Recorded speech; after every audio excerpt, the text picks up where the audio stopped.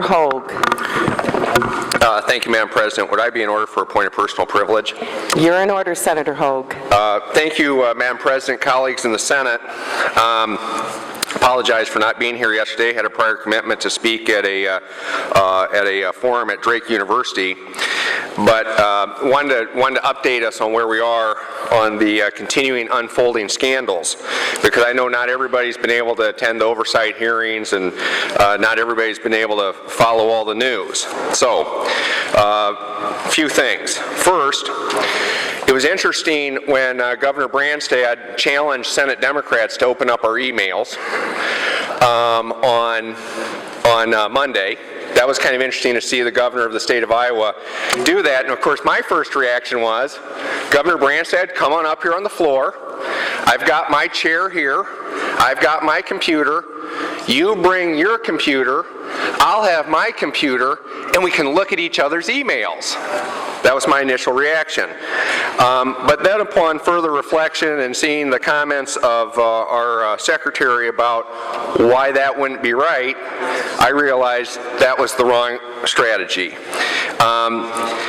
What it really was about on Monday, him saying that, was just the next dig down on his strategy of deny, delay, dodge, and deflect. Rather than accept responsibility for his conduct, he wanted to distract the public to focus on our emails. So that's a problem. But it's not only that. If you think about what he's really trying to do by asking for our emails, he's trying to further his culture of fear and intimidation. He's trying to intimidate us. Senator Hogg, don't be sending Senator Peterson an email with my thoughts about this scandal.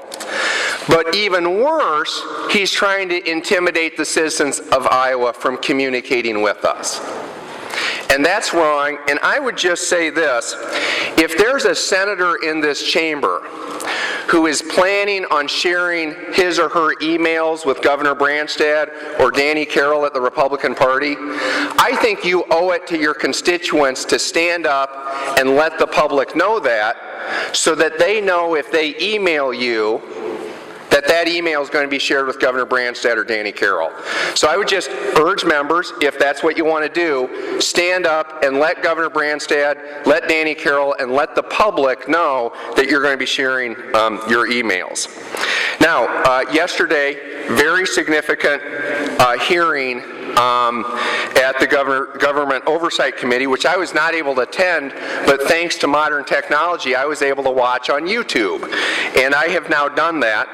And two significant things yesterday that people here need to know about. First of all, on the $1 million question, or I guess I should say the $500,000 question, of who told Ryan Lamb to offer hush money, here's what we know. Mike Carroll said he didn't know. Doug Woodley has said he didn't know. Paul Carlson has said he didn't know. Lon Anderson has said he didn't know. Michelle Minahan has said she didn't know. And now, after yesterday, Jeff Pankman, who was the head of Human Resources and is now not the head of Human Resources, he said that he did not know. So we really need to find that out. Who told Ryan Lamb to offer hush money? And I just would remind people, of course, Governor Branstad didn't know. I mean, that almost goes without saying at this point. And 39 days into this scandal, his internal investigation has failed to identify who told Ryan Lamb to offer hush money. So that is something the Senate Oversight Committee, Chairwoman Peterson, I see you're here, just encourage you to go until you find the answer to that question. Because everything I've been told about Ryan Lamb is he's not an attorney who would have come up with this scheme on his own volition. The other major thing we learned yesterday, and then the courageous employee, former employee at the Iowa Veterans Home agreed to release the information publicly, was that in February of 2012, Department of Administrative Services, through its investigation, knew about workplace threats and sexual harassment by the then commandant of the Veterans Home, and that they turned that information over to Jeff Boink in the governor's office at that time, or nearly at that time. So, a couple things. Headline in the Des Moines Register: ex-Vets Home chief faces sexual harassment claim. That's the headline. Well, that's actually not the right headline, because the Veterans Home chief is gone. There is no lawsuit against him. The courageous individual who spoke up, who agreed to release that information, doesn't have a lawsuit pending.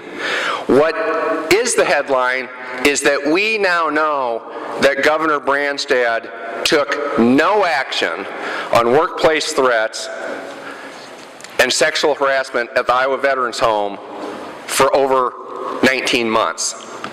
We now know that.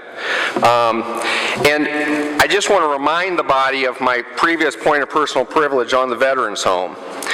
If you'll recall, Richard Schrod, who was the former Director of Resident and Family Services and the resident advocate at the Veterans Home, had taken this information to the governor's office in January of 2012, and not until Chairman Beal held the hearing in May of 2013 was he then able to publicly tell his story about sexual harassment, inappropriate sexual remarks, verbal abuse, instilling fear of personal harm, putting your hands on an employee, and I don't mean in a friendly way, public humiliation, ridicule, making denigrating remarks, all of which he had reported in January of 2012 to the governor's office.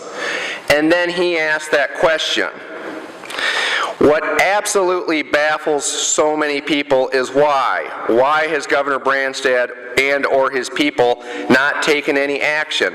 Why have they ignored or covered up the evidence put before them in 2 official investigations that reveal illegal, unethical, intolerable workplace conditions in the Vets Home? Why have you done nothing, Governor? Remember that? Well, and you also then remember what the governor said after that hearing. Issued a statement that he considered the commandant a strong, effective leader at the Iowa Veterans Home, and that he wholeheartedly supported him as commandant.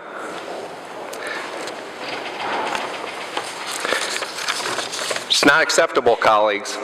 It's not acceptable to tolerate workplace threats and sexual harassment. It's not acceptable to do nothing about it. And I mean, this is very serious business. It's not acceptable, and we need a whole lot more answers, and we need some apologies. Thank you, Madam President. You're welcome, Senator Hogg. Do any other senators seek the floor?